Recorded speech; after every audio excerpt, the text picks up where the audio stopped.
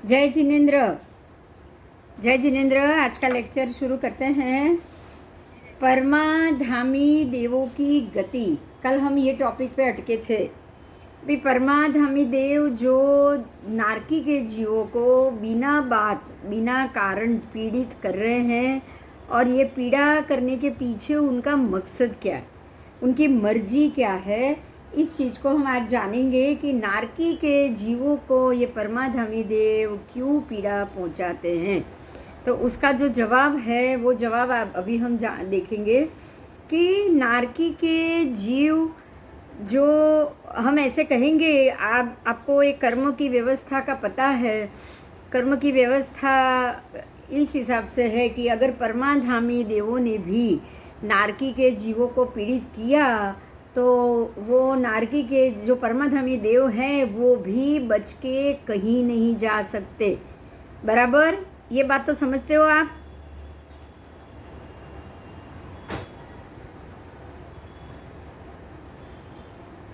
परमाधामी देवों को पीड़ा देने वाले, नारकी के जीवों को पीड़ा देने वाले परमाधामी देव कभी भी कहीं भी बच के नहीं जा सकते। ये हमारे कर्म की व्यवस्था है। तो आज आप ये जानोगे कि परमाधामी जो देव हैं और उन्होंने जो नारकी के जीवों को पीड़ा देने का जो इतना बड़ा दुष्कृत्य किया है, तो ये कारण से उनको क्या सजा मिलेगी। बराबर, हाँ या ना जवाब दे सकते हो तो दो। हाँ, तो हमें यहाँ आज हम ये जानेंगे कि ये 15 प्रकार के परमाधामी देव जो देव है, असुर जाति के देव हैं। और ये देव मरने के बाद, क्योंकि इतने सारे नरक के जीवों को पीड़ा देने के बाद तो उनको अपने कर्म का उदय भोगना ही भोगना है। तो ये कहाँ जाएंगे, ये कहाँ जाएंगे? आओ इसको देखते हैं कि यहाँ से वो अपने देव गति के भाव से वो मृत्यु पाके अंडगौलिक के रूप में उत्पन्न होते हैं। कारण कि मरने के वक्त भी दुख ही पाते हैं वो। अब दुख क्यों पाते हैं ये समझ में आया है? तो देव सबको मजे से पीड़ा की है, लेकिन मरने के वक्त वो दुख क्यों पाते हैं? कोई बताएगा मुझे? आप में से कोई बता पाएगा? कर्म। नहीं, मरने के वक्त उनको पीड़ा क्यों हो, दुख क्यों हो मिलेगा? अगर मरने के वक्त दुख से वो दुख हो रहा है तो पहले क्यों दुख नहीं हुआ? ये प्रश्न होगा कि नहीं होगा?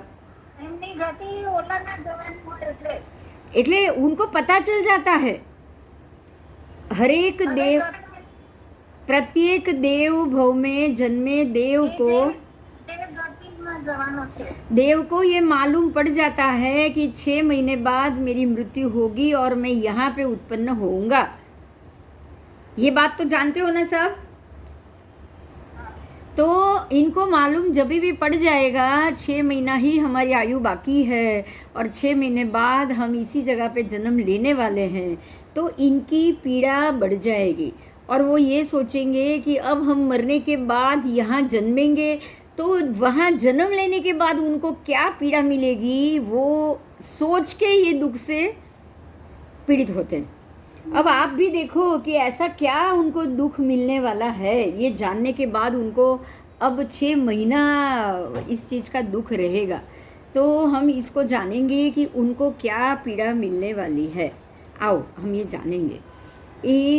अब जो जहाँ पे सिंधु नदी, ध्यान देना, जहाँ पे सिंधु नदी लवण समुद्र से मिलती है उस स्थान से लेके दक्षिण की ओर, मतलब और पीछे लवण में सिंधु नदी लवण को मिली, मतलब लवण शुरू हो गया पहले, हाँ या ना?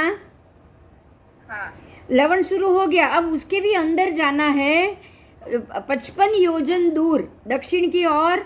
55 योजन ये लवण के अंदर जाते हैं और जम्बू की वेदिका से 12.5 योजन दूर। मतलब ये हुआ कि दक्षिण से जैसे आप अंदर जाओगे पहले वेदिका आएगी, उसके बाद 12.5 योजन दूर वेदिका से भी बाहर और लवण में जाओगे तो वहाँ पे ये स्थान मिलेगा जो सिंधु लवण से मिलती है, उससे 55 योजन अंदर लवण में है। ये बहुत ही भयानक और संतापदायक स्थान है।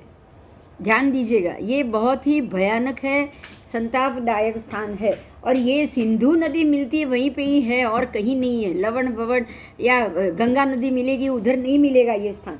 फिर आप बोलोगे ऐरावत में भी सिंधु नदी है वहाँ मिलेगा, ये पता नहीं मुझे, लेकिन वहाँ भी सिंधु नदी के पास ये स्थान अवश्य होगा। वहाँ पे भी सिंधु नदी के पास ये स्थान अवश्य होगा। वहाँ सिंधु नदी नहीं है, वहाँ दूसरा नाम है। वहाँ आपको सिंधु नदी नहीं मिलेगी, वहाँ की जो नदी होगी उसका नाम दूसरा होगा, लेकिन वहाँ पे भी ये स्थान आपको अवश्य अवश्य मिलेगा। आओ आगे जाते हैं। वहाँ जो स्थल है वो 3.5 योजन समुद्र की गहराई में, मतलब समुद्र का जो जहाँ ऊपर का लेवल है उससे 3.5 योजन अंदर उतरना है। 3.5 योजन अंदर उतरना है। देखो एक ध्यान दो, एक बहुत बढ़िया बात है, उस पर ध्यान दो, मैं आपको बताती हूँ। लवण से अंदर कितने योजन गए? 55 योजन। जैसे ही वो 55 योजन अंदर आए, गहराई कितनी हुई? 3.5 योजन। समझ में आया? अब किनारे पे, दरिया किनारे पे कोई भी गहराई होती है नहीं, तो जैसे जैसे 55 योजन अंदर गए तो 3.5 योजन गहराई हुई कि नहीं हुई? हुई।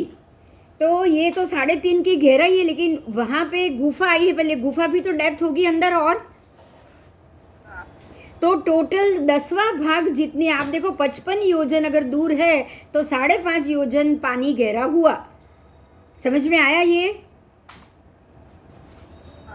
समंदर का पानी 55 योजन अंदर जाओगे तो 55.5 का एक पीछे का एक डेसिमल निकाल दो, 10वां भाग। 55 का 10वां भाग कितना?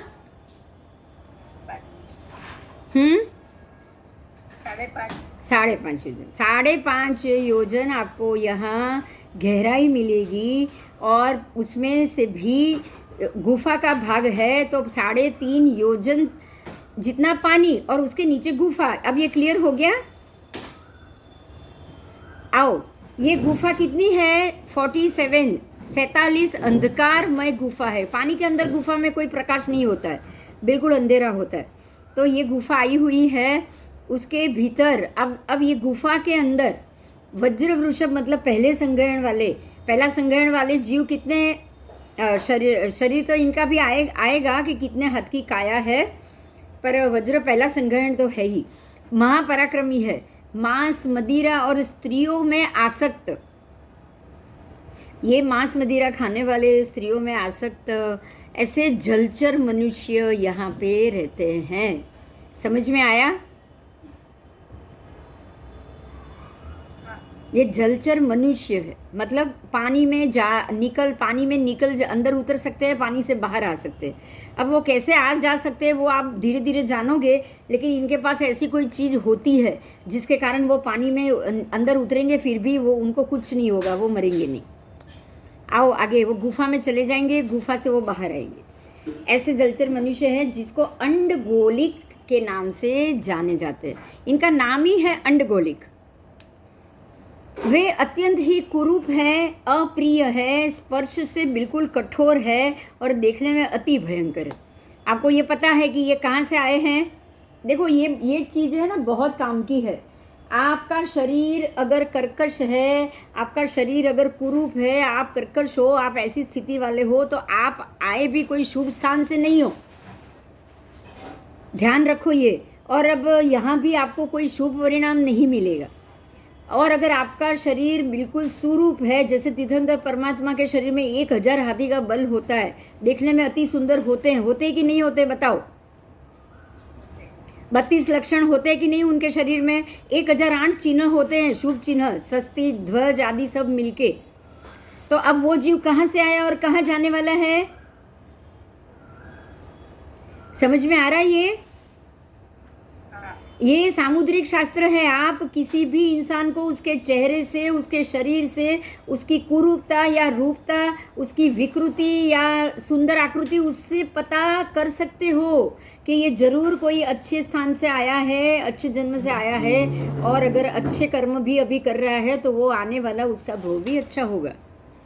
यहाँ आपको यही समझना है कि अगर आपकी आत्मा के ऊपर क्लिष्ट कर्म नहीं लगे हैं तो आपको सुंदर सुंदर सुंदर काया अपने आप मिलेगी। कैसे मिलेगी? अपने आप मिलेगी। आपको उसके पीछे कुछ नहीं करना है। और इस चीज को ही ऑरा बोला जाता है। ऑरा, आपके अंदर आत्मा की जितनी पवित्रता है उतनी आपकी ऑरा सुंदर होती जाएगी। आओ, ये स्पर्श से कठोर है, देखने में अति भयंकर है, 12.5 हाथ ऊंची काया और संख्याता वर्ष के आयु वाले। देखो ध्यान दो, आपको पहले संग्रहण वाले कह दिया, इसका मतलब ये नहीं कि ये 500 धनुष की काया है, ठीक है? पहला संग्रहण है। अब महावीर स्वामी का भी पहला संग्रहण था, 7 हाथ की काया थी कि नहीं? जितने भी मोक्ष गए हैं भगवान के समय में वो सारे पहले संग्रहण वाले। पहले संग्रहण वाला ही मोक्ष जा सकता है, बाकी दूसरे को तो मोक्ष जाने की परमिशन भी नहीं है, उसका शरीर ही नहीं है, उसका संग्रहण ही मजबूत नहीं है। तो ये भी पहले संग्रहण वाले हैं। तो पहले संग्रहण वाले जीव 7 हाथ के, मिनिमम 7 हाथ के हो सकते, और ज़्यादा से ज़्यादा तो कितनी भी काया हो, 3 गौ की काया भी होती है, वो भी पहला संग्रहण होता है। लेकिन मोक्ष जाने के लिए जो जरूरी नाप है वो है 7 हाथ की काया जघन्य से और उत्कृष्ट से 500 धनुष की काया। और पहला संग्रहण ये नियम है, अगर ये नहीं है तो आपका मोक्ष नहीं हो सकता। आओ,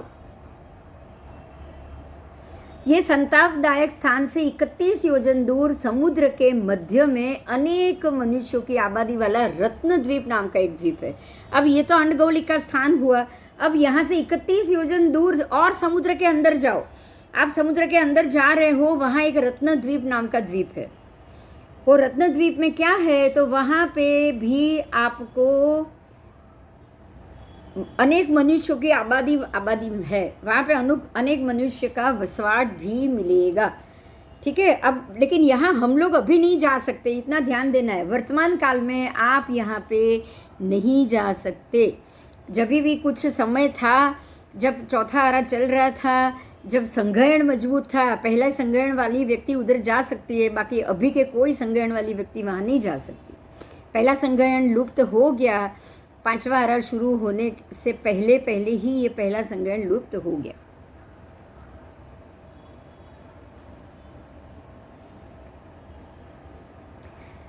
ये रत्नद्वीप के लोगों के पास वज्र की बनी हुई, वज्र मतलब बिल्कुल मजबूत पत्थर जो कभी टूटती ही नहीं है। वज्र वृषभ संग्रहण भी वही है, हड्डी इतनी मजबूत कि जो कभी टूटेगी ही नहीं। आयुष्य खत्म होगा लेकिन हड्डी कभी नहीं टूटेगी। तो इनके पास वज्र कठिन मजबूत पत्थर से बनी हुई बड़ी बड़ी घंटियाँ होती है। घंटी जो जैसे आप गेहूँ दलते हैं ना, चक्की, 2 पाटन के बीच में गेहूँ आता है और वो उसको दला जाता है। पहले के ज़माने में तो वही था, इलेक्ट्रिक तो अभी आया है। तो वो चक्कियाँ होती हैं और वे लोग, वे मनुष्य, देखो यहाँ ध्यान दो, उनको क्या लवण समुद्र के मध्य में कोई भी खाने पीने की, अनाज की चीज़ मिल सकती है? नहीं मिल सकती। तो वो लोग क्या खाते होंगे? मांस मट्टी ही खाते होंगे ना, मांसाहारी होंगे, और तो कोई सवाल ही नहीं है, क्योंकि वो समुद्र से कितने अंदर है, कम से कम 80 योजन 85 योजन जितने अंदर है वो। तो इतने अंदर के विभाग में अगर वो वहाँ पे द्वीप के ऊपर रह रहे हैं, चारों तरफ पानी ही पानी है, तो जाहिर है कि उनको ये मांसाहारी ही होंगे। अब उनके पास जो बड़ी बड़ी चक्कियाँ हैं उसकी बात की है। अब ये चक्की की क्या बात है, आओ, वो लोग क्या करते हैं कि वो जो बड़ी जो चक्कियाँ और घंटियाँ होती है ना, वो चक्कियों को मांस और मदिरा से पोतते हैं, लादते हैं उसके ऊपर मांस, उसके ऊपर चक्कियों के ऊपर वो मांस और दारू और वो सब लगाते हैं, और उसके मध्य में भी कुछ ज़्यादा ही मध्य और मांस भरते हैं। अब ये भरने के बाद वो बड़े बड़े मांस से भरे बड़े बड़े तुंबड़े, मतलब बड़ी बड़ी टोपली जैसा, वो उसमें मांस भर के जहाज भर के, क्योंकि मनुष्य है तो वहाँ जहाज वहाज तो उन्होंने बनाया ही होगा, वो भर के वो समुद्र में जाते हैं और वो तुमड़ों को समुद्र में डाल के जलचर मनुष्यों को बहुत लुभाते हैं। समझो क्या करते हैं। देखो मैं बोल गई हूँ, शायद आपको नहीं समझ में आया हो, मैं समझाती हूँ। ये जो मनुष्य है जो रत्नद्वीप पे रहते हैं, वो क्या करते हैं पता है? उनका ध्यान वो अंडगौलिक के ऊपर ज़्यादा है। अंडगौलिक भी मनुष्य है जो गुफा के अंदर रहते हैं। अब अंडगौलिक मनुष्य है ना, उनके पास जो अंडगोली है ना, अंडगोली, हर एक मनुष्य पुरुष के अंदर एक दो गोली होती है जो उनके यूरिनल भाग में नीचे की तरफ होती है ना, उसको गोली कहा जाता है। क्या कहा जाता है? गोली। जो दो गोली लटकती है ना, उसकी बात है। अब वो गोली में ये जो अंडगोलिक मनुष्य है ना, उनकी गोली में एक खासियत होती है। उनकी ये जो गोलियां है उसको अगर कपड़े में बांध के आप कमर पर बांधो, अगर कोई व्यक्ति मनुष्य उसको कमर पर बांध दे तो वो कभी भी पानी में डूब नहीं सकता।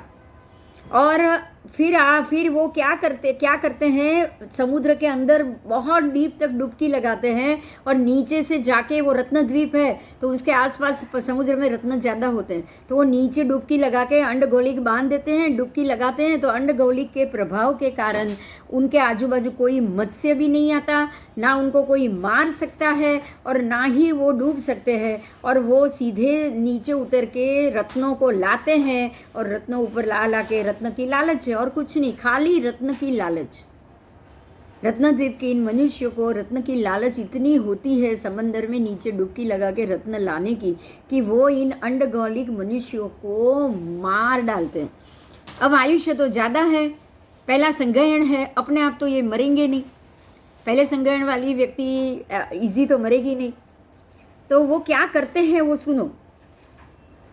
वो लोग क्या करते हैं, वो जो दो पाटन है ना, चक्की थोड़ी एक पट्टी ऊपर रखते हैं, दो चक्की की, दो घंटी के दो पड़ है, वो एक थोड़ा ऊपर रखते हैं, एक नीचे रखते हैं। 12 हाथ की तो काया है वो मनुष्य की, ज़्यादा तो है नहीं, तो 12-15 हाथ जितनी उसके ऊपर वो उसका बीच का डंडा होता है, और वो ऊपर रखते हैं, नीचे रखते हैं, और बाकी चक्की के ऊपर मध्य मांस आदि डालते हैं। और डालने के बाद वो क्या करते हैं, टुकड़ा टुकड़ा टुकड़ा टुकड़ा वो मांस डाल के उस गुफा तक वो लेके जाते। समझ में आया? उनको ललचाने के लिए, ताकि ये जो अंडगोलिक है वो मध्य मांस की लालच से बाहर निकले और रत्नद्वीप तक जाए। उनको रत्नद्वीप तक लेके जाना पड़ता है, उनको रत्नद्वीप तक लेके जाना पड़ता है। तो वो लोग क्या करते हैं, ऐसे डालते हैं। और ये लोग भी, आओ मैं आगे आगे बोलती हूँ, आओ, मनुष्य को लुभाते हैं। जलचर जो मनुष्य, ये जो अंडगोलिक है, उनको वो लुभाते हैं, ठीक है। और लुब्ध हुए जल मनुष्य उसी तुम्बों को खाते खाते, और ये लुब्ध हुए अंडगोलिक मनुष्य वही बीच में मिले रास्ते में पड़े पड़े वो जो मांस के टुकड़े हैं, मदिरा के टुकड़े हैं, उसको खाते खाते, क्योंकि लालच है, मन बहुत भाता है, बहुत ही मिष्ठान जैसा उनको स्वाद मिलता है, तो खाते जाते हैं। और वो धीरे धीरे खाते खाते वो घंटी के पड़ तक पहुंच गए। बीच में तो एक एक छोटा छोटा टुकड़ा मिला था, और घंटी के पड़ पर तो इतना सारा मध्य मांस है, इतना सारा। तो अब वो क्या करेंगे, टूट पड़ेंगे ना। जो रास्ते में पड़े एक एक मांस के टुकड़े के लिए वहाँ तक पहुँच गए हैं, तो वहाँ इतना सारा देख के वो टूट पड़ते हैं। और जब वो टूट पड़ते हैं तब मौका देख के वहाँ ही बैठेंगे, खाएंगे, पिएंगे, मज़ा करेंगे, मदिरा लेंगे, सब वो यहाँ मज़ा करेंगे। और जैसे ही इनको मौका मिलेगा, वो रत्नद्वीप वासी शस्त्र सज्ज सुभट्ट यंत्र से, मतलब किसी टेक्निक से ऊपर का पड़ नीचे गिरा दे। समझ में आया? घंटी का पड़ नीचे गिरा देंगे और उसको चलाना शुरू करके चारों ओर से घंटी को ये सारे शस्त्र वाले सुभट उसको घेर लेते हैं। ये लोग क्या करते हैं पता है, आजू बाजू से पूरे घंटी को घेर लेंगे और यंत्र से वो घंटी भी चालू कर लेंगे। घंटी चल रही है, वो जो मनुष्य, जलचर मनुष्य अंदर पीस रहे हैं, वो वहाँ से भाग के बाहर जाने की कोशिश करते हैं। तो बाहर जो भी शस्त्र सज्ज जो सुभट खड़े हैं, उनको शस्त्र से मार मार के उसको बाहर नहीं निकलने देते। समझ में आया क्या हो रहा है? बोलो क्या हुआ? એ લોકોને લાલચ આપીને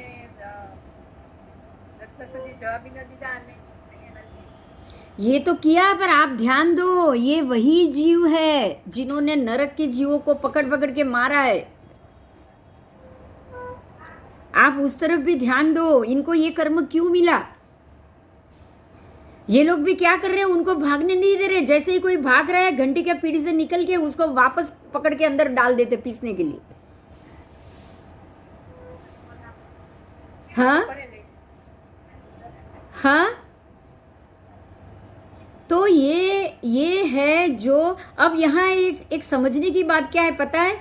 नारकी के शरीर जो है वो वैक्रिय है, उनका शरीर कटने के बाद मिक्स हो जाएगा। इनका हो पाएगा नहीं, ये तो आधारिक शरीर है, ये तो आधारिक शरीर है। धीरे धीरे धीरे धीरे इनके हड्डी, हाथ, पैर सब अलग होते जाएंगे। होगा कि नहीं होगा? होगा। धीरे धीरे सारे हाथ पैर टूटते जाएंगे, कटते जाएंगे, अलग अलग होते जाएंगे। नारकी के भव में तो फिर भी शरीर मिक्स हो जाता है, शरीर की पीड़ा होती है, लेकिन अंग कटा नहीं होता है। समझ में आ रहा है? उसमें कोई अंग कटना नहीं होता है। वो तो फिर भी लग रहा है ऐसा, मेरे को तो ऐसा लग रहा है कि वो तो फिर भी ठीक होगी पीड़ा, लिए तो उससे भी भयंकर होगी। होगी कि नहीं होगी बोलो? होगी, क्योंकि उसमें तो शरीर को वापस जुड़ जाना है ना। ये तो जुड़ने वाला भी नहीं। अच्छा, वो तो आयुष्य पूरी करेगा, तब तक जितनी है उतनी आयु, ये तो पूरी नहीं कर पाएगा। तो जब तक ये जिएगा, कैसे जिएगा? मर मर के जिएगा, मर मर के जिएगा, शरीर कटते कटते जिएगा। अब आओ आगे जाएंगे, आओ।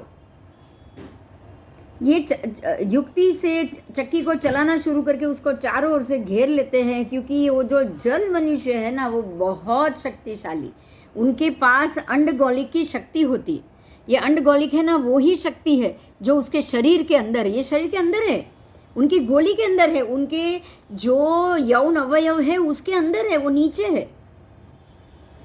तो वो अंदर के भाग में ये अंडगोली है, इसलिए इनके अंदर शरीर में बहुत शक्ति है। तो आपको अब आप ये समझो कि इतने शक्तिशाली मनुष्य को 2 घंटी के पड़ के अंदर पीसोगे, कितना समय लगेगा? आप समझ सकते हो? समय भी ज़्यादा लगेगा कि नहीं? एक निर्बल इंसान के शरीर को पीसो और एक शक्तिशाली को पीसो, फर्क नहीं पड़ता है?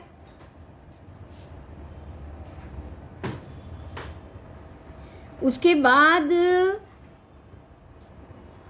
बड़ी बड़ी चक्कियों को बड़ी कठिनाई से 1 साल तक चलाते रहते, समझो आप, 1 साल तक।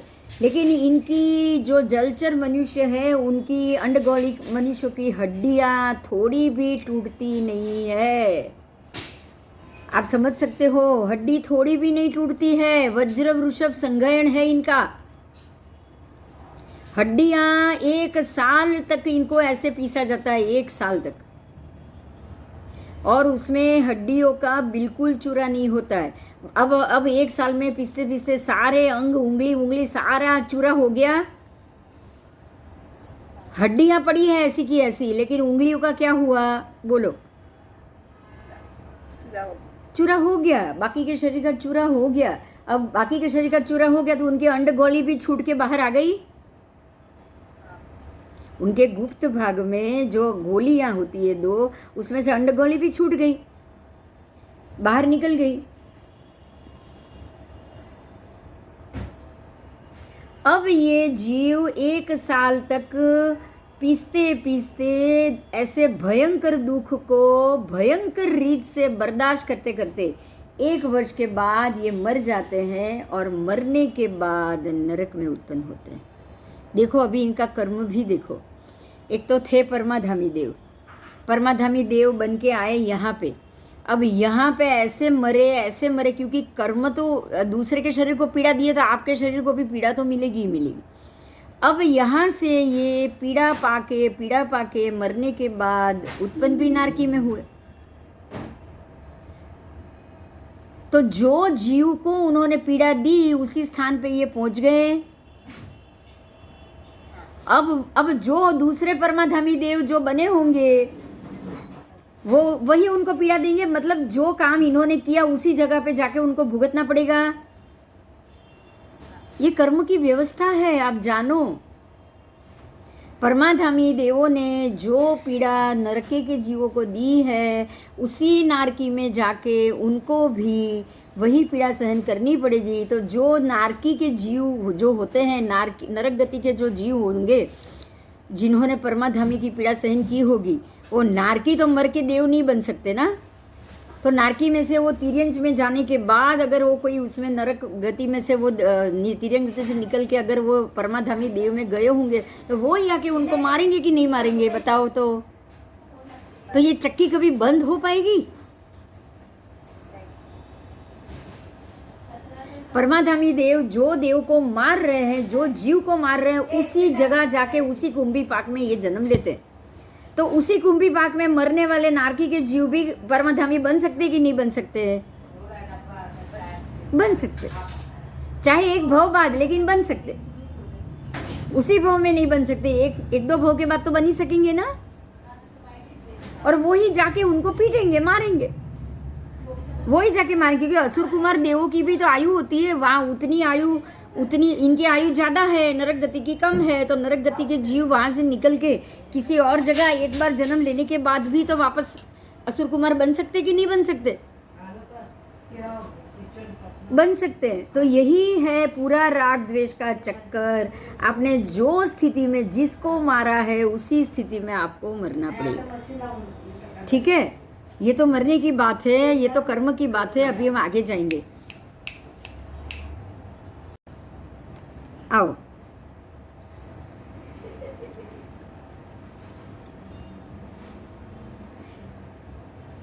ऐसे वो अवसान पाने के बाद अंडगौलिक जीव मर के नरक में उत्पन्न होते हैं। तो वही परमाधामी अंडगौलिक बने, अंडगौलिक नरक में गए, तो नरक के जीव भी वापस घूम के ऐसे ही घूमते रहेंगे। इसके बाद अंडगौलिक मनुष्यों के, अब देखना है, अब ये मर गए, उनके गुप्त भागों में आई अंडगोलियों को लेके रत्न पाने के इच्छुक ये पुरुष चमरी गाय के पूंछ में, उसमें चमरी गाय खास होती है, उसकी पूंछ के बाल है, वो बाल से उस अंडगोलियों को गूथा जाता है, चोटी कैसे गूथते वैसे, और उसके अंदर ये भर के अपने दोनों कान पे लटका देते हैं। 2 अंडगोली है, दोनों कान पे उन्होंने लटका दी, और कान पे वो लटकाने के बाद जब वो समुद्र में प्रवेश करेंगे तो उसी गोलियों के प्रभाव से कुलीर मत्स्यादि, महामत्स्यादि कोई भी जंतु उनको नुकसान नहीं पहुंचा सकता, और वो समुद्र में डूबते भी नहीं है। परंतु गोली में से भी एक रत्न है ये, तो प्रकाश निकलता है, और ये प्रकाश उनका मार्गदर्शन भी बनता है, और अंदर से समुद्र में जाके वो रत्नों को जाकर निकाल सकते हैं। इस प्रकार परमाधामी घोर कर्म बांध के अंडगौलिक रूप में उत्पन्न होकर ऐसी भयंकर चक्कियों में पिसा के कठिन दुखों को भुगतता है। इस तरह महान कर्मों को बांधकर वे संसार में भटकते रहते हैं। ठीक है, ये सब वसुनंदी श्रावकाचार और महानिश्चित ग्रंथ से लिया गया है। बोलो, कोई प्रश्न है किसी को? हाँ बोलो बोलो।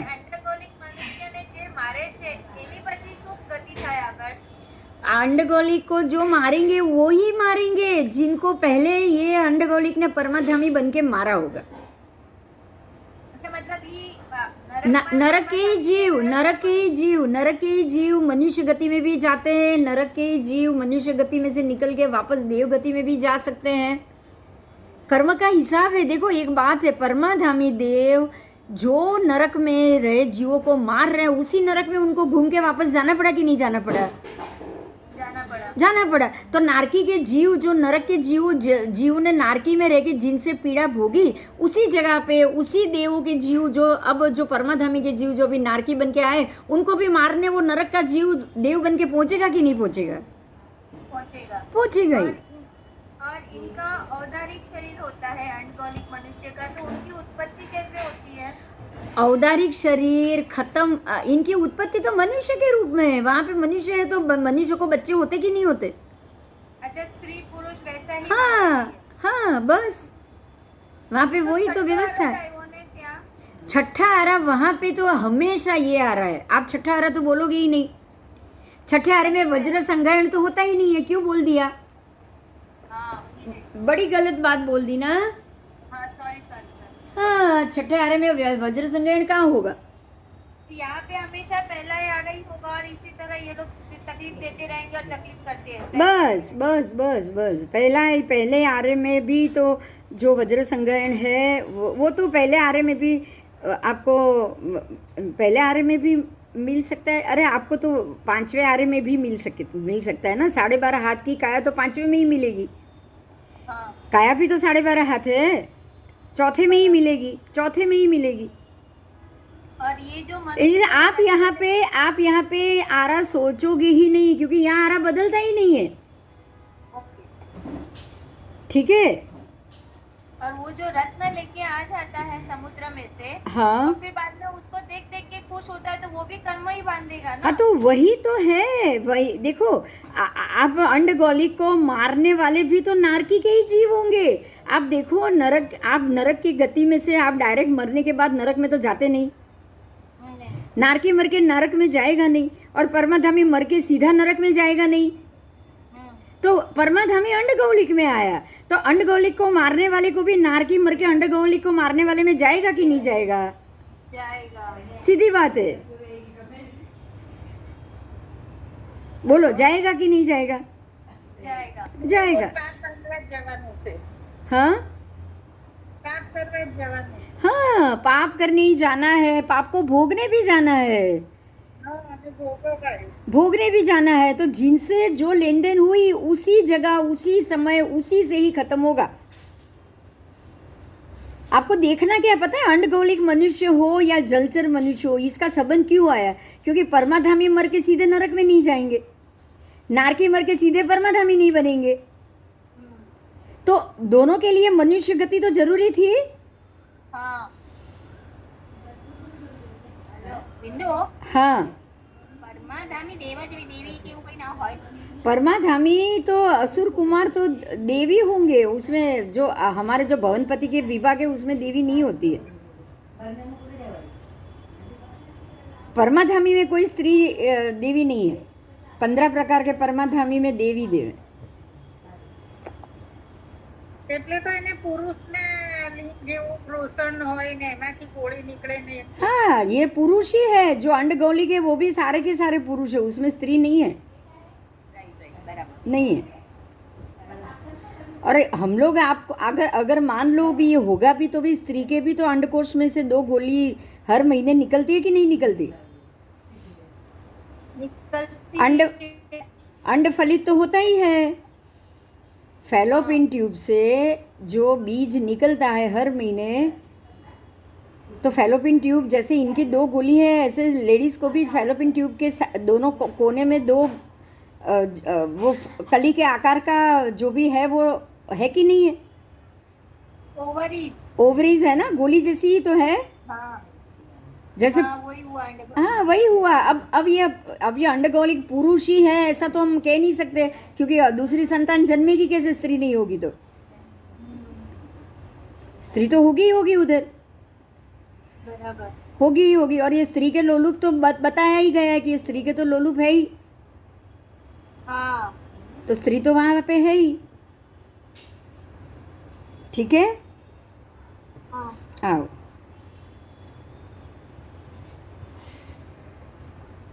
चलो, बस आपको यही समझना है कि ये नरक में कर्मों की व्यवस्था, नरक में से ये भोगने के लिए जीव यहाँ से कहाँ जाएगा, क्यों जाएगा, कहाँ जाएगा वो तो बता दिया भगवान ने, उसको हम मान भी लेंगे, लेकिन क्यों जाएगा वो हमको समझना पड़ेगा।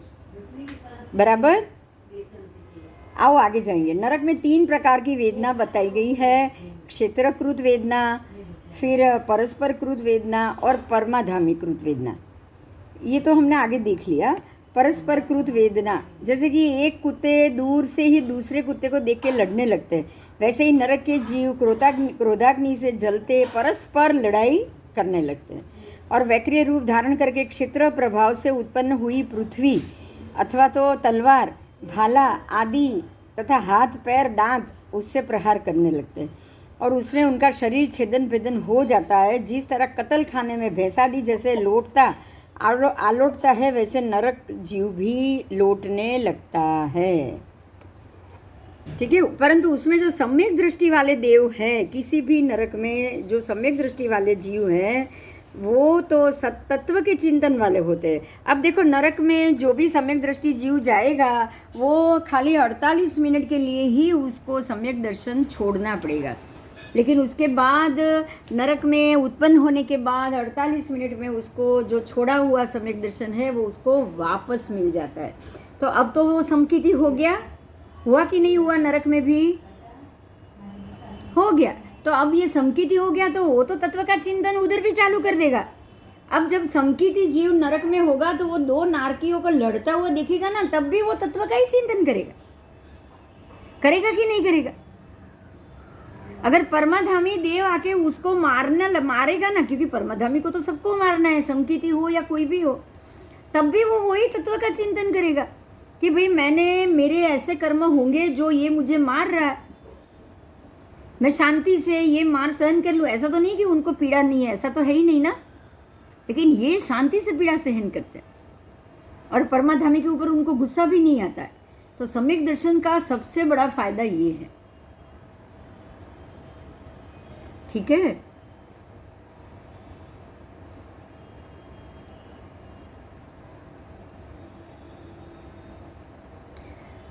वो अन्य कृत दुख भी सहन कर लेंगे, परंतु सामना करके कभी भी स्वयं दूसरे को दुख नहीं देते हैं।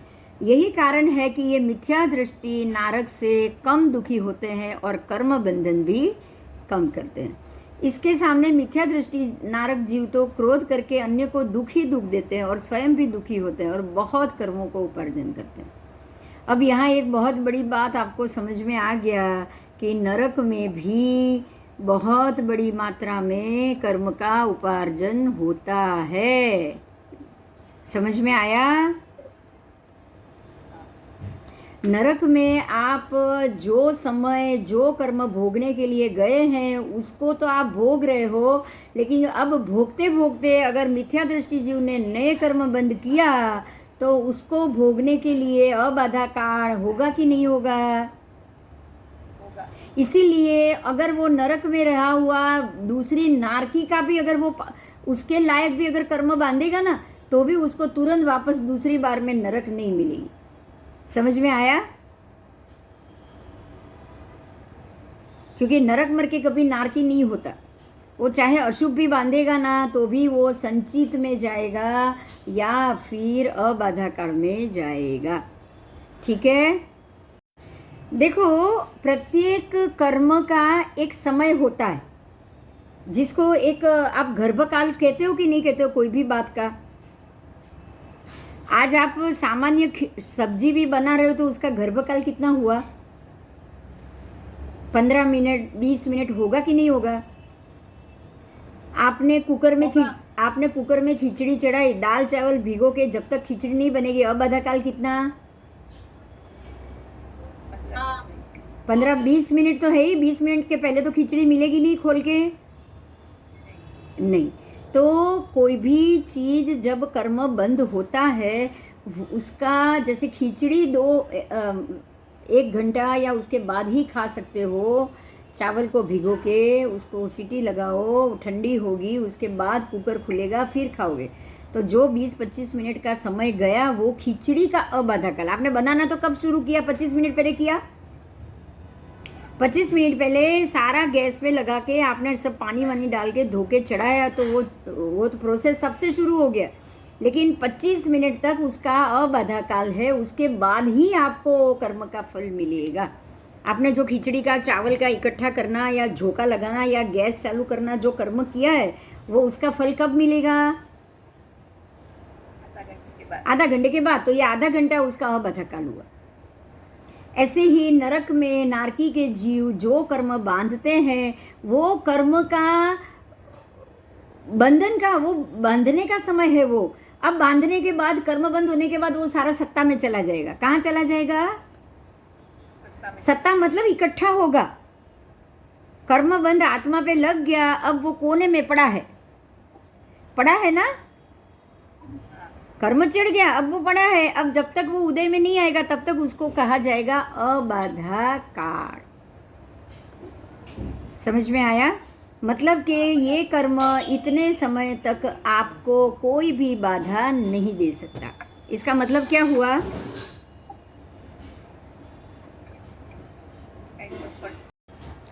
ये अबाधा काल का मतलब है कि ये कर्म ये इतने समय तक अबाधित है, आपको उसका फल अभी नहीं मिलेगा। जैसे गर्भकाल होता है ना, संबंध बना, बच्चे का जन्म, उत्पत्ति हुई तो हो गई, उसके बाद कितना महीना लगता है गर्भ को डेवलप होने में?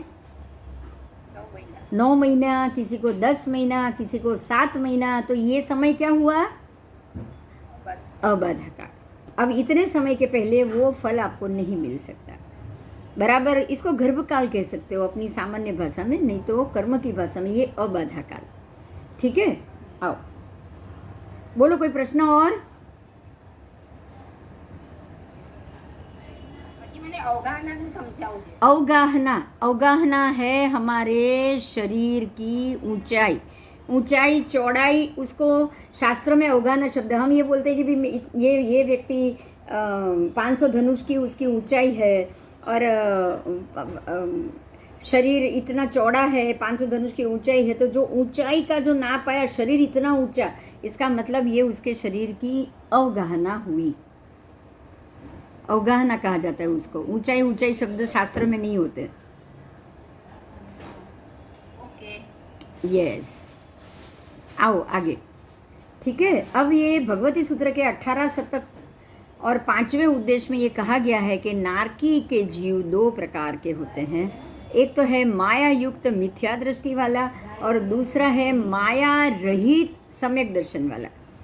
ये कहा गया है कि ये नारकी के जीव 2 प्रकार के हैं। एक तो वो माया करने वाला, कपट करने वाला, मिथ्या दृष्टि वाला। मिथ्या दृष्टि का मतलब ही है मायावी, कपटी, क्रोधी, सारे के सारे 18 पाप स्थानकों से भरे हुए। और माया रहित सम्यक दृष्टि मतलब अब ये 18 पाप स्थानकों से मुक्त हो चुका है। अब उसके बोलने में भी माया नहीं है, सोचने में भी नहीं है, कार्य करने में भी नहीं, तो वो हो गया सम्यक दृष्टि वाला। इसमें जो पहला जो माया मिथ्या दृष्टि वाला है वो भारी कर्मों वाला होता है, अत्यंत वेदना, महाकर्मी, महावेदना वाला। और दूसरे प्रकार का जो सम्यक दर्शन है वो अल्पकर्मी, अल्प वेदना वाला। समझ में आया आपको? है ना, इससे ये समझ में आ जाएगा कि हमें अपने कर्म बंधनों को बिल्कुल भी कपट रहित ही रह के बांधना है, करना है। आप कोई भी कर्म को भोगोगे कपट रहित होगे। ये बात समझ में आई? मैं सिर्फ एक एग्जाम्पल दूंगी, ध्यान से सुनो। हम लोगों ने स्कूल में ये सुना था कि भाई एक बच्चे को गुड़ खाने की बहुत बुरी आदत थी। ध्यान से सुनिएगा कि कहाँ छोटी सी छोटी बात पे मिथ्या दृष्टि आती है ना, हमें समझ में नहीं आता है। बच्चे को गुड़ खाने की बहुत बुरी आदत थी। वो उसकी माँ उसको एक संत महात्मा के पास लेके गई और बोला कि भाई ये मेरा बच्चा गुड़ खाता है, दिन में 10 बार गुड़ खाता है, वो मना करती हूँ तो भी खा लेता है, आप उसको समझाओ। तो संत महात्मा ने उसको बोला कि तू 1 हफ्ते बाद आना, मैं आज उसको कुछ नहीं कहूँ।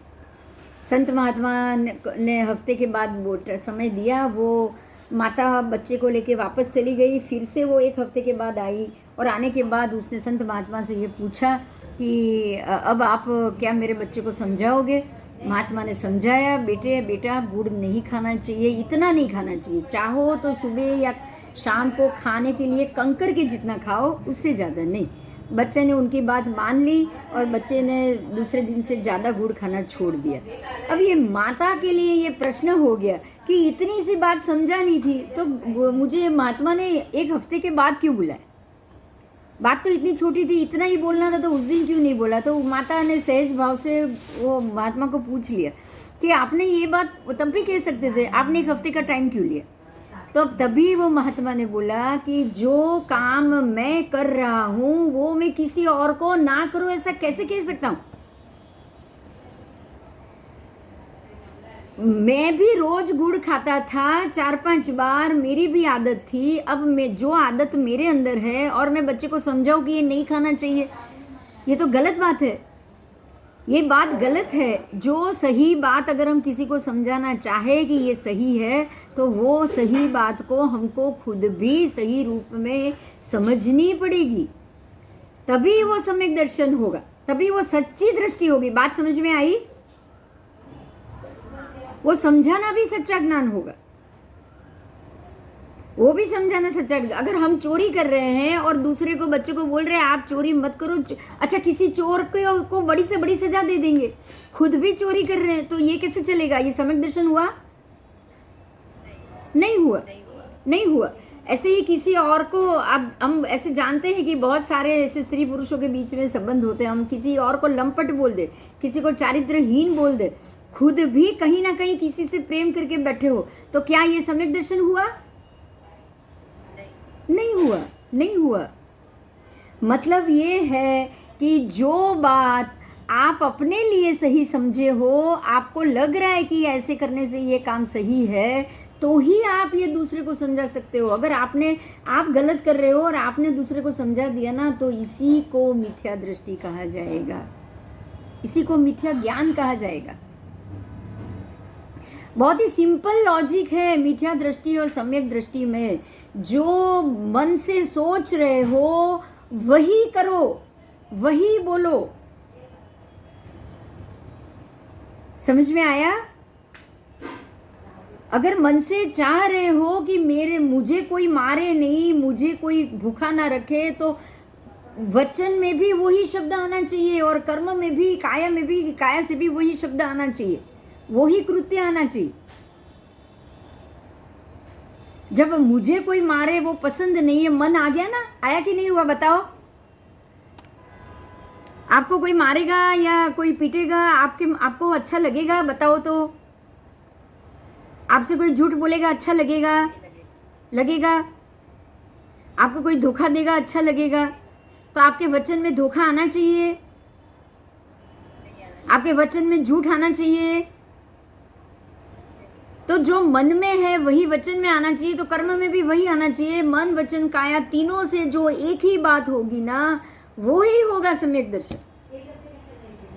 मन में कुछ और है और कर कुछ और रहे हो, वही तो कपट हुआ। माया किसको बोलोगे?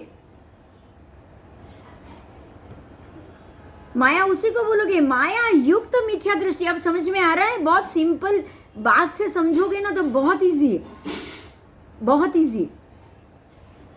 किसी की निंदा नहीं करनी है ना, यही कारण बोला है कि किसी की भी निंदा नहीं करनी चाहिए। क्यों नहीं करनी चाहिए भाई? निंदा क्यों नहीं करनी चाहिए? क्योंकि कभी आपसे भी वो गलती हो गई हो, या आप वो गलती कर रहे हो और किसी को बोल रहे हो, ये क्या हुआ? मिथ्या दृष्टि हुई कि नहीं हुई? माया दृष्टि हुई कि नहीं हुई? हुई, हुई। किसी को कुछ भी बोलने से पहले आपको ये सोचना चाहिए कि यही बात अगर मेरे साथ हुई तो क्या मुझे अच्छा लगेगा, मेरा मन इसको अच्छा मानेगा? अगर मेरा मन दुखी होगा तो वही बात किसी और के साथ मैंने कर दी तो उसको भी दुख होगा। ये बहुत सिंपल बात है कि नहीं? बताओ। है। तो यही हमें मिथ्यात्व की ओर लेके जा रही है। बस मन में कुछ और है, मेरे मन में कोई और प्लान है, वो सिर्फ मेरे अच्छे के लिए हो, सामने वाले का बुरा हो तो मैं बुरा होने दूं, यही तो है माया मिथ्या दृष्टि। क्लियर हो गई आज बात मिथ्या दृष्टि? हाँ, आओ। मनो दुख की अपेक्षा से सम्यक दृष्टि नारकी जीव बहुत दुखी है, क्योंकि पूर्व कर्मों का वो जितना सोच विचार करता है वैसा सोच विचार अन्य को नहीं होता है। इस संबंध में श्री भगवती सूत्र में उल्लेख मिलता है कि इस प्रकार से जो संगनी है इनको अत्यंत दुख होता है, परंतु जो असंगनी है उसको स्वल्प दुख होता है। देखो यहाँ संगनी असंगनी का भेद किया है, फिर से मैं समझा रही हूँ आपको, समझिएगा। जो संगनी जीव है उसको तो ज़्यादा दुख होगा, क्योंकि संगना मन से होती है, मन के बगैर संगना नहीं होती। तो मनो दुख की अपेक्षा से, मतलब संगनी जीवों की जो दुख हो गया वो असंगनी जीवों की अपेक्षा से ज़्यादा दुख होगा। क्लियर हुआ? बोलो। मन वाले जो नारकी के जीव हैं वो ज़्यादा दुखी होंगे, लेकिन उसके जो मांस परु लोई जो निकल रहा है उसमें से जो समूर्छिम असंगनी जीव नारक के उत्पन्न होते हैं उनको उतना दुख नहीं हो सकता। क्लियर हुआ ये? हाँ, आओ। इसी कारण से मिथ्या दृष्टि नारक से वो असंगनी जीव कम दुखी होते हैं और कर्म बंधन भी कम करते हैं। इसके सामने मिथ्या दृष्टि नारक जीव क्रोध करके अन्य को दुख देते हैं, स्वयं भी दुखी होते हैं और बहुत कर्मों को उपार्जन करते हैं। ठीक है, क्लियर हो गया? हो गया। मनोदुख की अपेक्षा से ये संबंध में भगवती सूत्र में उल्लेख मिलता है कि जो संगनी जीव है उनको अत्यंत दुख होता है, असंगनी है उनको अल्प दुख होता है। संगना वाला जीव सम्यक दर्शन वाला इस तरह से लेना, अथवा तो संगना वाला जीव जो मन सहित है, जो अपनी दुख और इच्छा को फील कर सकता है। पूर्व जन्म में जो संगनी पंचेंद्रिय जीव है वो आरंभ समारंभ करके फिर नरक में उत्पन्न हुए हैं, उसका ऐसा भी अर्थ होता है। और संगनी मतलब जो पर्याप्ता जीव है, जो मन पर्याप्ति सहित है, वो भी संगनी जीव हुआ। बाकी के अलावा सारे असंगनी को मन भी नहीं है, असंगनी को पर्याप्ति भी नहीं है, वो 48 मिनट के अंदर अपने प्राण छोड़ देते हैं। असंगनी सारे जल्दी मरते हैं। अब जल्दी मरते हैं तो जल्दी कर्मबंध भी ज़्यादा नहीं होगा ना? होगा क्या? नहीं, जन्म मरण कर करके अपने दुख को वो खत्म कर देंगे। तो इस प्रकार से परस्पर कृत वेदना का वर्णन बोला है। ये सभी सातों नरकवास अशुभ, अति दुर्गंध युक्त, स्पर्श करने के साथ ही मां हानि पहुंचाने वाले, अरुचि उपजाने वाले, उसके बाद मतलब अरुचि होती है ये सब देखने के बाद, और अनेक मुर्दे इत्यादि अति निंदनीय दुर्गंध से भरे, प्रकाश आदि कुछ ना कम होने के कारण स्वयं अप्रकाशित होने से घनघोर अंधकार वाले होते हैं। जरा 1 मिनट में फ़ोन कर लूँ? 2 मिनट मिलेगी? हाँ, जरा 1 मिनट में फ़ोन ले लूँ, अटेंड कर लूँ। हाँ, 1 मिनट। अभी नरक में और 10 प्रकार की क्षेत्र वेदना बताई गई है।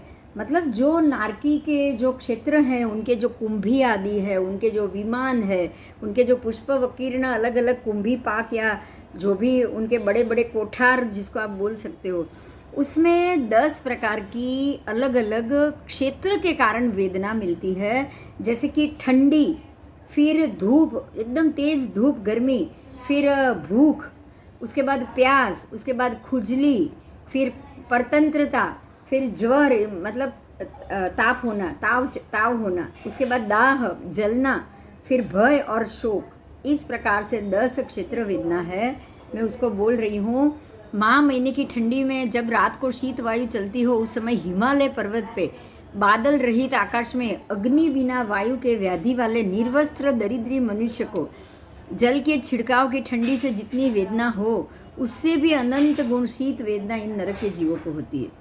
इन नरक जीवों को शीत वेदना वाले नरक में से उठा के किसी हिमालय जैसे खुले बर्फ के पर्वतों के स्थानों में रखा जाए तो मानो वो किसी ठंड रहित स्थान पे रहा हो, ऐसा सुखपूर्वक निंद्रा अवश्य हो जाता है। आप समझ सकते हो कि अगर किसी को हिमालय के बर्फ में सुलाना तो वो शांति से सोएगा, लेकिन वो नरक की शीत वेदना भूमि में नहीं सो पाएगा।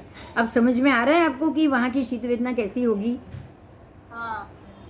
वो जीव हिमालय के बर्फ के ऊपर सो सकता है मनुष्य, लेकिन नरक के शीत भूमि में नहीं सो सकता है, इतनी वहां ज्यादा ठंडी होती है। उसके बाद उष्ण वेदना, गर्मी के दिन हो, दोपहर का समय हो, आकाश में कहीं भी बादल ना हो, उस समय पित्त की व्याधि वाले मनुष्य को चारों ओर से अग्नि के ताप की जो पीड़ा मिले, उससे अनंत गुण उष्ण वेदना नरकों में होती है। इन नारकों को ऐसी उष्ण वेदना वाली नरक भूमि में से उठा के अगर किंशुभ समान लाल जलते हुए लाल अग्नि के अंदर अगर रख दिए जाए ना, उसमें गर्म किया जाए ना, तब भी उसको लग रहा है, ऐसा लगेगा कि मेरे शरीर को चंदन का विलेपन किया है। ऐसी ठंडक मिलेगी, लेकिन नारकी की भूमि पे वो नहीं रह सकता, इतनी ज़्यादा वहाँ उसको गर्मी मिलती है। समझ में आ रहा है?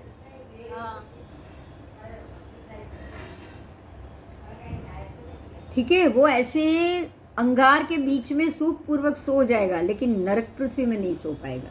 उसके बाद क्षुधा वेदना, जठराग्नि इतनी प्रदीप्त होती है कि समस्त अन्न द्रुत खा लेने के बाद भी उनको तृप्ति नहीं होती, उनका पेट कभी नहीं भरता है। तृष्णा वेदना, तृष्णा वेदना, सारे समुद्र के जल का पान करने पर भी वो शांत नहीं होती। तृष्णा, सारे समुद्र के पी जाओ ना तो भी प्यास लगेगी। ऐसे नारकी के जीवों का तालु, कंठ, फिर गला, सारा उनका पीड़ा पानी पानी पानी पानी करता रहता है। उसके बाद है खुजली वेदना, चाकू आदि से खुजाने पर भी शांत ना हो, ऐसे नारकी के जीवों के शरीर पर अत्यंत दुखदायी खुजली उत्पन्न होती है। ज्वर वेदना, इन नरक के जीवों को अपने से अनंत गुना जीवन पर्यंत बुखार रहता है, उनके बुखार कभी भी शांत नहीं होता है। पराधीनता, दाह, जलन, शोक, भय, इन सब के नरक के जीवों की पराधीनता, दाह, उनका जलन, उनका शोक, उनका भय अत्यंत गुणाधिक होता है। अब आप समझोगे, अब एक बात पे, मेरी एक बात पे ध्यान दो, खास ध्यान दो। अब अगर कहीं भी गर्मी लगी तो आप बोलोगे कि आपको गर्मी लग रही है? नहीं, आप क्या सोचोगे तब? नरक की गर्मी से तो बहुत कम है। बहुत कम है, आप यही सोचोगे। मैं अभी भी आराम से सो रहा हूँ, आराम से चल रहा हूँ। अब अगर कहीं ठंडी भी लगी या कुछ भूख भी लगी है, खाना नहीं मिल रहा है, तो किसी पे गुस्सा नहीं आएगा, सिर्फ मांगोगे, बराबर या ना? हाँ, मांग लो, भूख लगी है मांग लो, आपके शरीर को क्षुधा है तो आहार चाहिए। लेकिन अगर चिल्ला चिल्ली की तो क्या मिलेगा? नरक की क्षुधा मिलेगी। क्या मिलेगा? नरक की शुदा। उससे तो अच्छा है अपनी भूख है ना, हाँ, वो शांत है, अपनी भूख फिर भी शांत है। इससे भी खराब नरक की भूख है। तो खाने पीने के मामले में कभी भी चिल्ला चिल्ली किसी पे भी आप नहीं करोगे। समझ में आ रहा है? हाँ, हर एक वेदना ऐसी है, तृष्णा वेदना, खुजली वेदना, ज्वर वेदना, पराधीनता, मतलब पराधीन रहना। अगर कोई आपसे 100 गुना काम करा रहा है ना तो भी आपको कुछ नहीं सोचना है। आपको ये नहीं सोचना है कि अब मेरी बारी आएगी ना तो मैं इसको काम करा करा के इसको मेरा गुलाम बना के रखूँगा। ऐसे पराधीन में वही गुलामी हुई ना। हाँ, आप ये नहीं सोचोगे कभी भी, कभी ये नहीं सोचोगे। तब आपको लगेगा कि यहाँ से तो खराब स्थिति में पराधीनता नारकी में। हम तो बिल्कुल भी पराधीन नहीं। अगर आप गुलाम भी हो ना तो भी आप पराधीन नहीं। किसी से पैसे की, घर वाले से पैसे मांगने की जरूरत पड़ रही है तो भी आप पराधीन नहीं।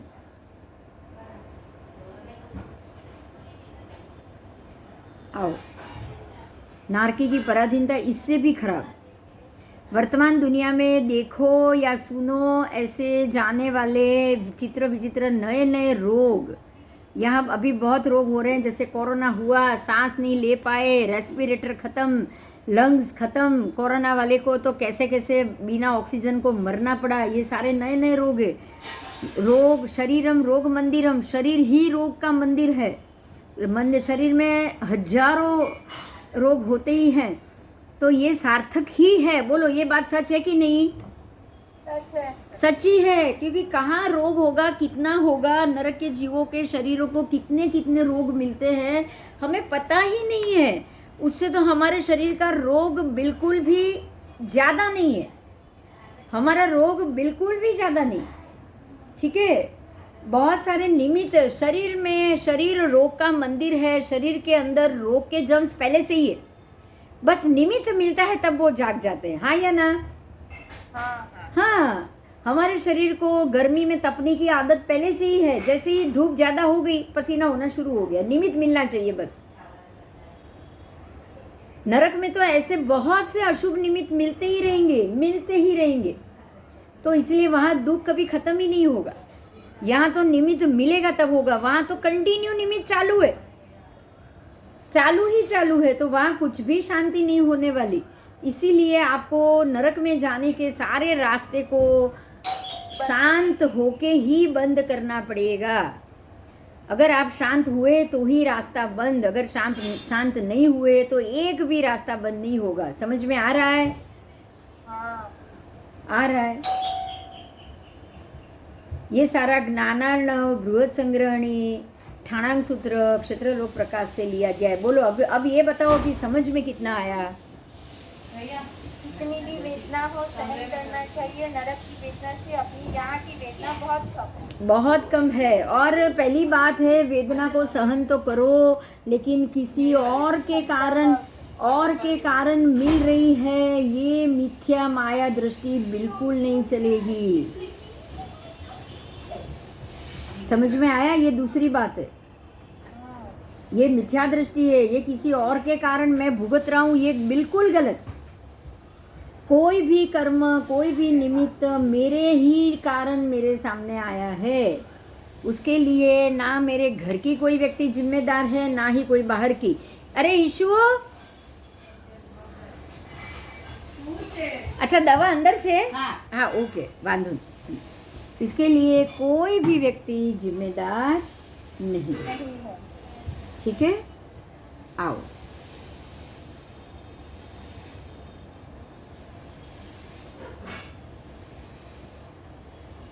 अब नरक पृथ्वी में, भूमि में पृथ्वी, जल, अग्नि, वायु और वनस्पति का स्पर्श भी अति दुखदायक होता है। ठीक है, यहाँ पृथ्वी, जल, अग्नि, वायु, वनस्पति का स्पर्श भी अति दुखदायक होता है। इन नरक भूमि में अग्नि उपचरित है और पृथ्वी आदि वास्तविक रूप में है। पृथ्वी आदि वास्तविक रूप में है, लेकिन अग्नि आदि उपचरित है। अग्नि यहाँ पे वो निर्धूम अग्नि है। अग्नि हमारे अग्नि जैसा नहीं है, पुद्गलिक अग्नि नहीं है। ये बात समझ में आई? रत्नों की गर्मी के कारण अग्नि का फील हो रहा है। पीकू आ लोग मोड़ा आवाना छे 12 वागे पहले 10 प्रकार की क्षेत्र वेदना थी, ऐसे ही क्षेत्र में 10 प्रकार के बंधन आदि पुद्गल परिणाम भी होते हैं। अब नरक में पुद्गल परिणाम समझ में आता है? ये बात दिमाग में बैठ रही है? पुद्गल परिणाम नरक में होंगे? होंगे। कैसा, कौन से पुद्गल परिणाम?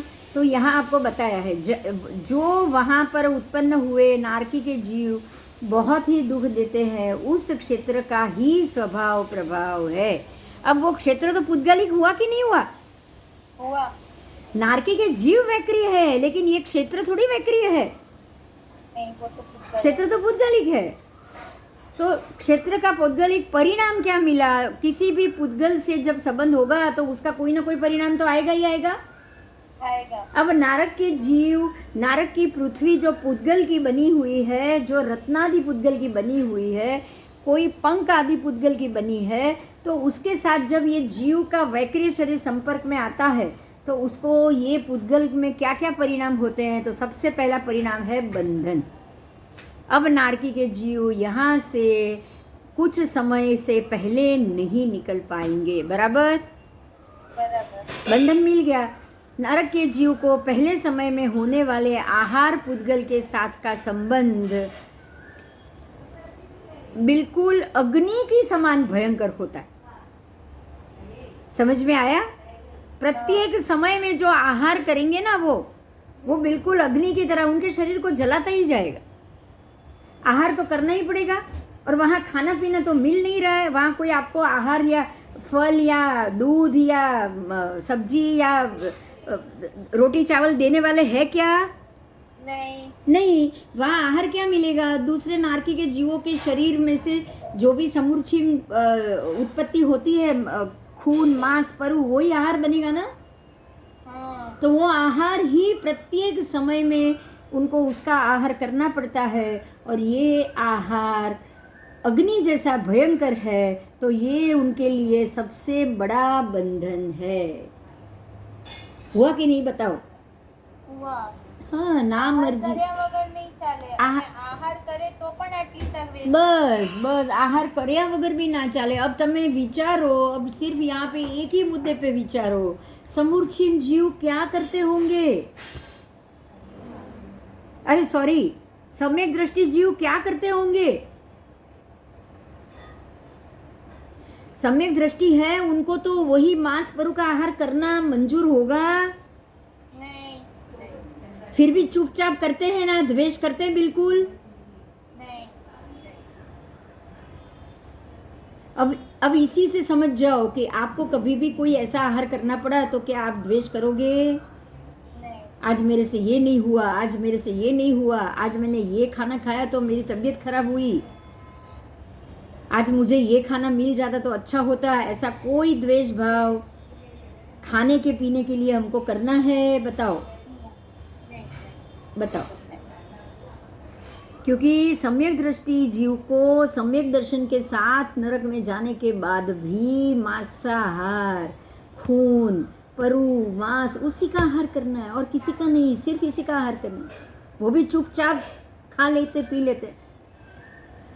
ये बंधन समझ में आया? और इस बंधन को इन्होंने बिल्कुल वितराग होके स्वीकारा, ना गुस्सा ना कुछ, जो है कर लिया बस, अभी जितना हो मेरे कर्म यहाँ से खत्म, नया कोई कर्म बंद नहीं, किसी पे गुस्सा नहीं। कितनी बड़ी बात है पता है? तो ये बंधन बहुत बड़ा है। उसके बाद गति, नरक जीवों की गति गधे ऊंट आदि के समान अत्यंत दुखमय, तपे हुए लोह खंड के ऊपर पैर रखने के से जो दुख होगा उससे भी ज़्यादा दुख होता है। मतलब गति का मतलब वो चार गति नहीं है, गति का मतलब घूमना, इधर से उधर जाना।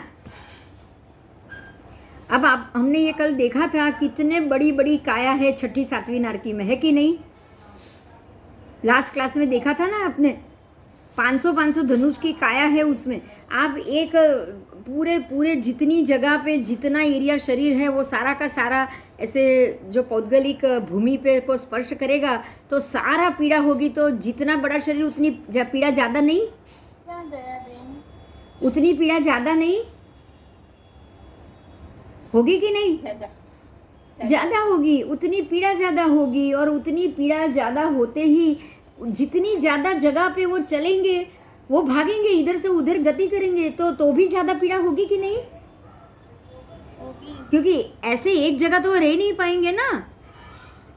यहाँ रहे तो नीचे जला, तो उल्टा हो गए तो यहाँ जला, तो गति ज़्यादा होगी कि नहीं? आप जब धूप में चलते हो तो पैर जल्दी चलते हैं कि कम धीरे चलते हैं?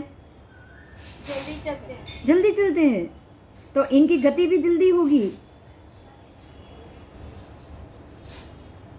होगी ना। तो वो भी दुखदायक ही होगी, उसमें भी सुख तो मिलना नहीं है उनको। नहीं। फिर संस्थान, इनका संस्थान अत्यंत कनिष्ठ हुंडक होता है, लास्ट वाला जो अभी हमारा भी वही हुंडक कुब्ज संस्थान है। जैसे पंख काट दिए ऐसे पक्षी के समान होता है। फिर भेद, शस्त्र की धार के द्वारा कोई अगर काटे फाड़े तो जो दुख मिले उससे कई गुना ज़्यादा अधिक कुड़ियादि से जब उनके शरीर को अलग करार किया जाए, भेद किया जाए, शरीर के भेद, शरीर के असंख्य भेद किए जाए, असंख्य टुकड़े किए, भेद का मतलब टुकड़ा, तो जितने ज़्यादा टुकड़े होंगे उतना ज़्यादा उनको पीड़ा होगी, उनको दुख होगा। उसके बाद है वर्ण, उनका वर्ण अत्यंत निष्कृष्ट, अति भीषण, मलिन, रंग ही बहुत खराब है। द्वार, खिड़की, जाली ऐसा कुछ भी नहीं है, मतलब अंधेरे में ही रहते हैं। तो वो जो कृष्ण वर्ण है ना, वो वर्ण भी उनके लिए पीड़ादायी है। भूमि, नरक की भूमि श्लेष्म, विष्ठा, मूत्र, कफ आदि से हमेशा गंदी बनी रहती है। और वहाँ स्मशान की तरह मांस, केस, नाखून, दांत, चमड़े आदि के समूह के खड़े किए हुए ढेर भी मिलते हैं। तो भूमि भी एक उनके लिए पौद्गलिक परिणाम बंधन के रूप में दुखदाई होती है। ये सारी चीज़ दुखदाई। गंध, अब मांसपरू की क्या गंध आएगी? दुर्गंध आएगी या सुगंध आएगी? गंध आएगी। दुर्गंधी आएगी। जैसे कि कोई कुत्ता मर गया है या बिल्ली मर गई है तो उसके शरीर में से जैसे मांस सड़ता है तो मांस और परू भी निकलेगा तो सड़ेगा ही ना, पड़ा पड़ा। तो कोई कौन पोछा मरने आएगा? अगर घर में पोछा नहीं हुआ तो हम कितना चिल्लाते हैं बाई को? बोलो अभी, चलो ये बताओ। अगर पोछा ठीक नहीं किया तो हम कितना चिल्लाते हैं बाइयों पे? बोलेंगे ही बोलेंगे। अब अगर ये भूमि मिल गई तो वहाँ कोई पोछा मारने वाला मिलेगा नहीं। बोलो, तो अब उनको चिल्लाना चाहिए हमको? नहीं। नसीब वाले हो कि वो सफाई वाले मिले, यहाँ तो कोई नहीं मिलने वाला, क्या करोगे तब? कुछ नहीं कर सकते। हाँ, कुछ नहीं कर सकते, शांत रहना सीखना। अभी शांत रहोगे ना तो ही तब शांत रह पाओगे, हाँ या ना? हाँ, अभी शांत नहीं रहे, अभी उन पे चिल्ला चिल्ली की तो वहाँ क्या मिलेगा? वहाँ भी अशांति मिलेगी। आदत तो वहीं जाएगी नहीं ना उधर। नहीं जाएगी। बिंदु बहन, एक प्रश्न है। हाँ नहीं जाएगी। एक प्रश्न है। हाँ जिस तरह देवलोक में देव और देवी होते हैं, मनुष्य लोक में स्त्री पुरुष होते हैं, हाँ। वैसे नाटकी में वैसा डिफरेंशिएशन नहीं नहीं होता है। नहीं नहीं नहीं नहीं, यहाँ कुछ नहीं, यहाँ इनको कोई देवी वेवी नहीं मिली। यहाँ शरीर की पीड़ा, यहाँ सुख है ही नहीं। अच्छा, देव देवी का भोग तो सुख की बात हुई ना। यही पूछ रही। स्त्री पुरुष के शरीर को भोगना वो तो सुख की बात है। यहाँ सुख ही किधर है तो वो मिलेगा। ठीक है, अभी गंध में जाएंगे। नरकों में गंध आ गया, रस की बात है अभी। बस નથી આવતો, નહીં આવે છે બધાને। આવે છે। શું થયું? આવે છે? ठीक है, अभी ये 3 ही है, मैं खत्म करके बंद कर रही हूँ। खाली 3 है। रस की बात की है। नरक की भूमि का रस कड़वा है, कड़वा, कड़वे लीमड़े से भी ज्यादा कड़वा। उसके बाद स्पर्श की बात है। भूमि का स्पर्श मानो बिच्छू का डंक, मानो अग्नि का स्पर्श, ऐसा भयंकर, ऐसा कष्टदायी। ठीक है, अतीव पीड़ादायी है। उसके बाद शब्द है लगातार, मारो, तोड़ो, रड़ो, काटो, चीखना, चिल्लाना। नारकी के जीवों की आवाज आती ही रहती, आती ही रहती। ये शब्द ऐसे है कि सुनने वाले को भी सुन के भी दुख हो जाता है। सिर्फ चिल्ला चिल्ली, मारा मारी, कापा कापी है वहाँ। उसके साथ ही अन्य मिथ्या दृष्टि नारकों को भव स्वभावगत प्राप्त होने वाला विभंग ज्ञान भी बड़ा दुखदायी होता है, क्योंकि वहाँ अशुभ जाति स्थान का होने से उसी ज्ञान द्वारा चारों ओर से आने वाले निरंतर दुख के वैरी शस्त्राधिक साधन वो देखते हैं। तब वे अभी आएंगे, ऐसा करेंगे, मारेंगे, वैसा करेंगे, मुझे मार देंगे, ऐसे डरते हैं। वो डरते हैं कि अभी परमाधामी आएगा और मुझे मारेगा, अभी ये आएगा और मुझे मारेगा। ऐसा भयंकर उसको भय हमेशा वो लगता है। वो डरते रहते हैं और कांपते रहते हैं सोच के ही। ये सारा त्रिलोकपन्नति, त्रिलोकसार, महापुराण, क्षेत्रलोक प्रकाश, बृहद संग्रहणी में से लिया गया है। बोलो अभी क्या बात है, बोलो क्या प्रॉब्लम हुआ? हाँ, आवाज नहीं आई? તમારો અવાજ નથી આવતો। चलो जय जिनेन्द्र, अभी परसों मिलेंगे, कल नहीं परसों मिलेंगे। ठीक है, जय जिनेन्द्र, जय जिनेन्द्र।